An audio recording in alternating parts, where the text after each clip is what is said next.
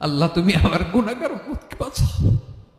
এই দুনিয়ার বুকে রব্বুল আলামিন সব নবীকে একটা করে দাওয়া মুস্তাজাবা দিয়েছেন, মানে যে দোয়া করলে কবুল হয়ে যায় সাথে সাথেই।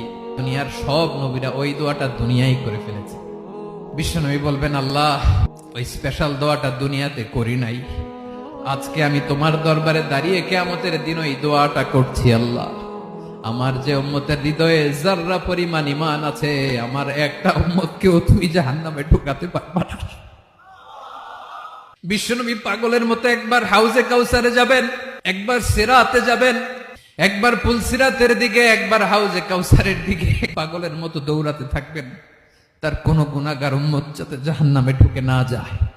উম্মতি বিশ্বনবী আমার জন্য কাঁদবেন, আপনার জন্য কাঁদবেন, আমাদের জন্য সেদিন কেঁদে কেঁদে জাহান্নামের দরজায় দাঁড়িয়ে আমাদেরকে টেনে টেনে জান্নাতে ঢুকাবেন।